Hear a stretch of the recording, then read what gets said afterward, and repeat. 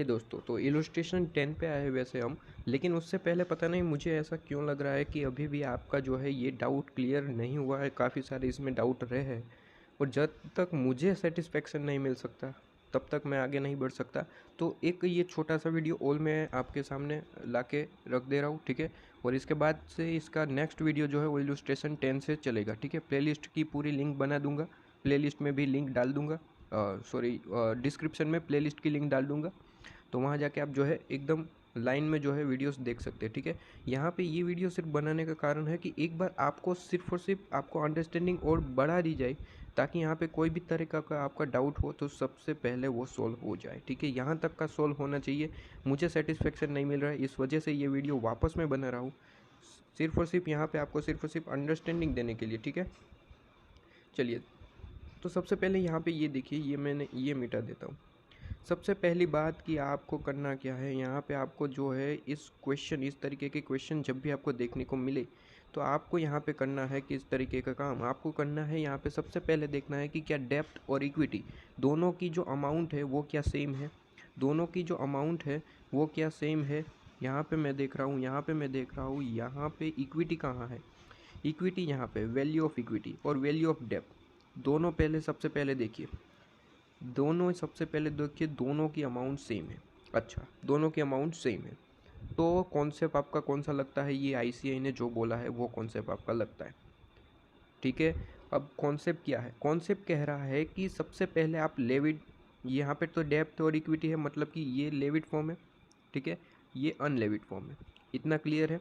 अब यहाँ पे अनलेविड फॉर्म का जो है आपका जो टोटल है वो ज़्यादा आ रहा है, मतलब कि वैल्यू ऑफ फर्म जो है वो ज़्यादा आ रही है, ठीक है। तो वैल्यू ऑफ फर्म जिसकी ज़्यादा है, सीधी सी बात है, वो सेल करेगा, और जिसकी कम है उसमें जो है इन्वेस्टमेंट करना है, ठीक है। तो यहाँ पे वैल्यू ऑफ फर्म किसकी ज़्यादा है, अनलेविड फर्म की। तो यहाँ पे 15% क्वेश्चन में बता रखा था कि 15% इन्वेस्ट करना है, ठीक है। 15% इन्वेस्ट करना है, आपके सामने है, तो 15% इन्वेस्ट करेंगे भाई।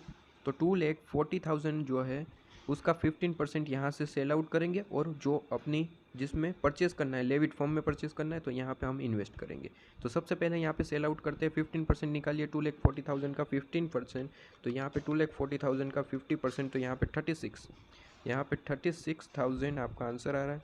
तो ये जो है वो हम इन्वेस्ट करेंगे, ठीक है। इन्वेस्ट कैसे, यहाँ पे फिर से एक बार बता रहा हूँ कि इन्वेस्ट करते वक्त आपको हमेशा देखना है कि क्या डेप्थ और इक्विटी दोनों की, वैल्यू ऑफ इक्विटी और वैल्यू ऑफ डेप्थ दोनों की अमाउंट सेम तो नहीं है ना, ये देखना है। अगर सेम है तो फिर कोई दिक्कत ही नहीं है। ये जो अमाउंट निकल के आया है ना, जो इन्वेस्टमेंट आपने सेल आउट करे और उससे जो अमाउंट मिला, यहाँ पे कितना मिला, 36,000, उसे 50-50% दे देना है, 50-50% दे देना है, काम खत्म। ये जैसे कि हमने यहाँ पे किया। अब इसके पहले का क्वेश्चन देखिए, इलस्ट्रेशन 8 देखिए, नहीं उससे पहले आप देखिए illustration 7, same as question illustration 9 जैसा ही है, लेकिन थोड़ा सा चेंजेस है। थोड़ा सा चेंजेस क्या है, यहाँ पे हमने लेविड और अनलेविड फॉर्म का जहाँ पे टोटल निकाला, तो हमें पता चला, क्या पता चला कि यहाँ पे जो टोटल है वो आपको यहाँ पे देखने को मिलता है, किस में ज़्यादा है, लेविड में, ठीक है। तो यहाँ पे तो आपको जो है कोई भी चेक करने की ज़रूरत ही नहीं है, लिमिट कोई चेक करने की ज़रूरत ही नहीं है। यहाँ पे हम देखते थे इलस्ट्रेशन 9 में देखते थे, क्यों, क्योंकि हमें इसमें इन्वेस्ट करना था, लेविड में। तो यहाँ पे दो तरीके की इन्वेस्टमेंट थी, एक आपकी इक्विटी और एक डेप्थ। यहाँ पे तो आपको इन्वेस्ट किस में करना है, अनलेविड में। तो वहाँ पे तो किसी भी तरीके की कोई दिक्कत ही नहीं है, क्योंकि वहाँ पे तो सिर्फ और सिर्फ आपकी क्या होगी, इक्विटी, डायरेक्टली उसमें इन्वेस्ट कर देना है, काम खत्म। तो यहाँ पे हमने इस तरीके से जो है क्वेश्चन में बोल रखा था कितना परसेंट है, 15%। तो यहाँ पे सीधी सी बात है, जो जिसका टोटल ज़्यादा है वो सेल आउट करेगी। तो यहाँ पे देखें तो 1,60,000 इसका अमाउंट है, यहाँ पे डेप्थ का अमाउंट 1 लाख है। तो दोनों में से 15% जो है वो आप निकाल लेंगे और उसे सेल आउट कर देंगे, ठीक है। तो यहाँ पे देख लीजिए, तो यहाँ पे जो है आप देख पा रहे हैं, यहाँ पे 15% सेल आउट किया, यहाँ पे 15% डेप्थ का और इक्विटी का, तो दोनों का सेल आउट कर दिया। आपका टोटल अमाउंट सेल से कितना अमाउंट रिसीव हुआ है, 39,000। अब यहाँ पे इन्वेस्ट करना है, यहाँ पे अमाउंट टोटल कितना है, 2,40,000। 2,40,000 में आपको इन्वेस्ट करना है। तो यहाँ पे देख लीजिए किस तरीके से था। तो यहाँ पे हमने सबसे पहले 39,000 कमाया सेल से, ठीक है। 15 आपका जो परसेंट है इसमें इन्वेस्ट करना है, सीधी सी बात है, ठीक है। अब देखिए यहाँ पे सीधी सी बात मेरी समझना, 39,000 आपने लेविड फॉर्म में से कमा लिया सेल करके 39,000। अब मेरी बात समझिएगा, आपको जो है अनलेविड फॉर्म में आपने इन्वेस्ट कर दिया, ठीक है, 15% इन्वेस्ट करना था, कर दिया। अब वहाँ पे आपने इन्वेस्ट किया तो सीधी सी बात है, आपको जो है आपको यहाँ पे इक्विटी पे कितना रिटर्न मिलेगा, यहाँ पे देखिए 12.5%। तो वो रिटर्न आपको मिलना है। 39,000 पूरे का पूरा आपने इन्वेस्ट कर दिया है, 15% यहाँ से निकाल के अनलेविड में आपने डाल दिया। यहाँ पे 39,000 डाला था, ठीक है, तो वहाँ पे 12.5% के हिसाब से आपको इनकम तो रिसीव होगी ना। तो ये कितना हो रहा है आपको, 4,875 आपको रिसीव हो रहा है। प्लस यहाँ पे आपने जो है, यहाँ पे आपने ध्यान से देखिएगा, यहाँ पे लेविड फॉर्म में से 15% निकाल लिया, ठीक है, इक्विटी में आपने निकाल लिया, वहाँ पे कोई दिक्कत नहीं है। लेकिन जब डेप्थ को आप निकालेंगे तो भाई जो हमारे डिबेंचर होल्डर है वो इंटरेस्ट मांगेगी या नहीं मांगेगी। भाई आप सीधी तरीके से समझिए कि आप डिबेंचर होल्डर को ख़त्म कर रहे हैं, कि मतलब कि अब से हमारे डिबेंचर होल्डर वो नहीं रहे, उसका पेमेंट कर दो। तो पेमेंट करते वक्त वो इंटरेस्ट मांगेगी या नहीं मांगेगी, सीधी सी बात है मांगेगी, ठीक है। तो उन्हें इंटरेस्ट पे करना पड़ेगा या नहीं करना पड़ेगा, बिल्कुल करना पड़ेगा। और हम कितना ख़त्म कर रहे हैं, 15%। भाई 15% ही हम यहाँ से निकाल रहे हैं ना, तो 1 लाख का जो है 15% यहाँ से निकाल रहे हैं। तो इसका 15% कितना हुआ, 15,000। तो 15,000 पे हम इंटरेस्ट पे करके उसे ख़त्म कर देंगे। इंटरेस्ट कितना परसेंट है, इंटरेस्ट आपको क्वेश्चन में बोला होगा, इंटरेस्ट आपका 10% के हिसाब से पे करना है। तो उन्हें 10% के हिसाब से पे कर दो, बात ख़त्म कर दो, ठीक है। तो ये हम उसे 1500 पे कर रहे हैं, तो हमारी इनकम कम हो गई। भाई हमारे अनलेविड जो आपकी कंपनी में से आपको इक्विटी में से इनकम तो रिसीव हुई, लेकिन इसमें से थोड़ा बहुत पार्ट जो है इंटरेस्ट पे करने में चला गया। तो आपका नेट जो अमाउंट रिसीव हुआ, आपकी जो इनकम हुई, वो है 3,375। अब यहाँ पे करना क्या होता है, देखिए सीधा सा फॉर्मूला आप समझिए। आपका अनलेविड फॉर्म में जो है आप इन्वेस्ट कर रहे हैं, ठीक है। तो अनलेविड फॉर्म में से, अनलेविड फॉर्म जो है आपका, उसमें जितनी भी आपकी इनकम हो रही है इंटरेस्ट माइनस करना है, ठीक है। इनकम में से ये इनकम आपने ली, उसमें से इंटरेस्ट माइनस कर देना, इंटरेस्ट। और इंटरेस्ट माइनस करने के बाद जो आपकी नेट इनकम आई ना, नेट इनकम में से आप अपना जो सेल कर रही है, सेल कौन कर रही है, लेविड फॉर्म। तो लेविड फॉर्म का जो इनकम हो रहा है ना, वो माइनस कर देना। लेविड फॉर्म का इनकम कितना हो रहा है, भाई उसके पास इक्विटी होगा, उस पर ही तो इनकम होगा। तो इक्विटी यहाँ पे कितना है उसका, यहाँ पे 1,60,000 है, लेकिन हमने सेल आउट तो 15% के हिसाब से किया है। तो 1,60,000 इंटू 15, आपका 1,60,000 इंटू 15%, तो 24,000 का पोर्शन जो है वो हमने सेल आउट किया। तो उस पर कितनी इनकम होगी, 12.5% के हिसाब से होगी ना। इक्विटी पे कितना है, 12.5%, तो इंटू 12.5%। लेविड फॉर्म में आपको जो है 3,000 का इनकम होता है, तो वो माइनस कर देना है। ये फॉर्मूला देख लीजिए, ये फॉर्मूला फॉलो करना है। तो 3,000 माइनस कर देना है। आपकी जो ये एवरेज प्रोसेस आपने सिलेक्ट की थी, उसकी वजह से जो है आपको इतनी इनकम एक्स्ट्रा रिसीव हुई। बात समझ में आ रही है, ये फॉर्मूला बस समझ लीजिए। सबसे पहले अनलेविड आपको किस में इन्वेस्ट कर रहे हैं, भाई इन्वेस्ट किस में कर रहे हैं, आपका टोटल किस में ज़्यादा है, लेविड में। तो इन्वेस्ट हम जो है अनलेविड में कर रहे हैं, ठीक है। सेल आउट किसका कर रहे हैं पोर्शन, सेल आउट हम पार्ट कर रहे हैं लेविड का, और अनलेविड में इन्वेस्ट कर रहे हैं, ठीक है। अनलेविड का इन्वेस्ट कर रहे हैं, तो अनलेविड का जो इनकम हो रहा है ना, उसमें से आपको इंटरेस्ट माइनस करके अमाउंट निकाल लेना है, ठीक है। सबसे पहले हमने यहाँ पे निकाला कि अनलेविड कंपनी का जो है, यहाँ पे देख पा रहे हैं आप, अनलेविड कंपनी का जो भी इनकम हो रहा है वो आप पहले निकालिए, उसमें से इंटरेस्ट माइनस कर दीजिए, जो भी अमाउंट आया वो लिख लीजिए। इसमें से अपना लेविड कंपनी का जो इनकम है वो माइनस कर दीजिए, आपका जो है नेट अमाउंट आ जाएगा, जो एवरेज प्रोसेस से आपने रिसीव किया एक्स्ट्रा अमाउंट, ठीक है। इसके बाद यहाँ पे देखिए इलस्ट्रेशन 8 में क्या था, हमने कैलकुलेशन करते वक्त पता लगा कि किस कंपनी का ज़्यादा यहाँ पे वैल्यू ऑफ फर्म है। तो वैल्यू ऑफ फर्म हमारे पास यू लिमिटेड का ज़्यादा है, और यू लिमिटेड के पास डेप्थ नहीं है, मतलब कि यू लिमिटेड जो है वो अनलेविड है और एल लिमिटेड लेविड थी, ठीक है। अब यहाँ पे ध्यान से सुनिएगा मेरी बात, यहाँ पे यू लिमिटेड अनलेविड है, ठीक है, और एल लिमिटेड लेविड कंपनी है। इतना क्लियर है। अब यहाँ पे सबसे पहले मैं क्या चेक करूँगा, सबसे पहले मैं चेक करूँगा कि अनलेविड का ज़्यादा टोटल है या लेविड का, अनलेविड का। मतलब कि यहाँ पे इन्वेस्ट को इसमें करना है, इन्वेस्ट हमें एल लिमिटेड में करना है, और यहाँ पे सेल करना है, ठीक है। तो जब भी हम लेविड कंपनी में इन्वेस्ट कर रहे हैं, तो मैं सबसे पहले एक ही चीज़ देखूँगा कि क्या यहाँ पे इक्विटी और डेप्थ दोनों का जो आपका वैल्यू है वो कहीं इक्वल तो नहीं है। इक्वल है तो फिर हमें जो यहाँ पे किया था, कौन से इलस्ट्रेशन में, यहाँ पे इलस्ट्रेशन नंबर 9 में, अगर इक्वल आ जाती है यहाँ पे, जैसे इक्वल थी 1 लाख 1 लाख, तो उसी तरीके से अगर यहाँ पे भी इक्वल आता है तो हम 50-50% डाल देंगे, काम ख़त्म हो जाए।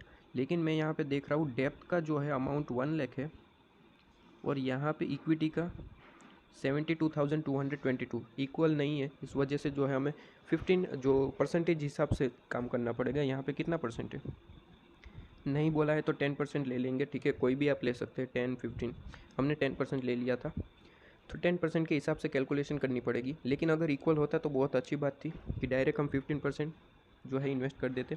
अब देखिए यहाँ पे सेल करना है किसका, यू लिमिटेड का। वैल्यू ऑफ आपकी इक्विटी कितनी है, 2 लाख, ठीक है। तो 2 लाख जो है आपको इसका सेल आउट करना है। हमने कितना परसेंट, 15 लिया है या 10%, तो इसका 10% निकालिए कितना है। इसे सेल आउट करने से हमें कितना रिसीव होगा, 10% सेल आउट किया 20,000 रिसीव होगा, ठीक है, 2 लाख का 10%, तो ये हमने यहाँ पे लिख लिया। अब ये 20,000 हम कहाँ इन्वेस्ट करेंगे, जो इसमें वैल्यू कम है, मतलब कि एल लिमिटेड में इन्वेस्ट करना है ये 20,000, ठीक है। अब देखिए ये 20,000 एल लिमिटेड में इन्वेस्ट करना है। अब ध्यान से सुनिए। अब सबसे पहले देखिए कि क्वेश्चन में पूछा क्या था। क्वेश्चन में पूछा था कि आपकी जो एवरेज प्रोसेस है वो वर्क किस तरीके से करती है, किस तरीके से आपका जो है ये एवरेज प्रोसेस जो है वो वर्क करेगी। यहाँ पे आपको जो है कंपेयर करने के लिए नहीं बोला था, जबकि इलस्ट्रेशन 9 की बात करूँ तो वहाँ पे उसने बोला था क्या, देखिए क्वेश्चन में क्या पूछा था कि उसने कहा था कि जो इंक्रीज इन एनुअल अर्निंग है of investor if he switch, अगर वो अनलेविड से लेविड में स्विच करता है तो वो एग्जैक्ट अमाउंट कितना डिफरेंस निकल के आता है। इसलिए हमने जो है अपनी जो लेविड फर्म की जो कंपनी लेविड कंपनी थी उसकी इनकम निकाली, जिसमें से इंटरेस्ट माइनस करके टोटल जो नेट आपकी इनकम निकल रही थी वो निकाली, फिर उसमें से अनलेविड की जो है इनकम माइनस की।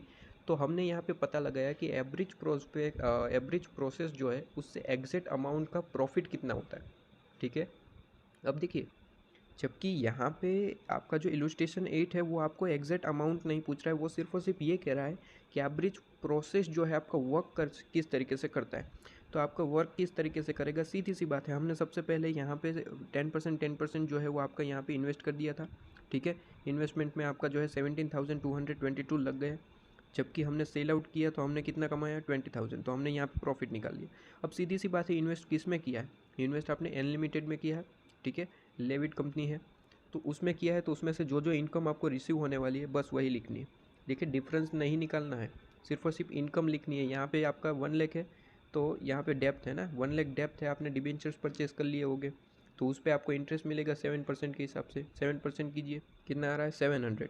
एंड इक्विटी भी आपने परचेस किए है, कितना परसेंट किया था परचेस आपने, 10% ना, 10% परचेस किया था, तो इसका 10% यहाँ पे डिबेंचर्स में आपने 1 लाख का 7% कर दिया। यहाँ पे 1 लाख अमाउंट है, इसका 10% ही तो हमने जो है यहाँ पे इन्वेस्ट किया है, ठीक है। तो इसका 10% का 7% लेना है, मतलब कि 10% कितना हुआ, 10,000, 10,000 का 7%, ठीक है। इस तरीके से मैं कह रहा हूँ, आपको पूरा बताना पड़ेगा।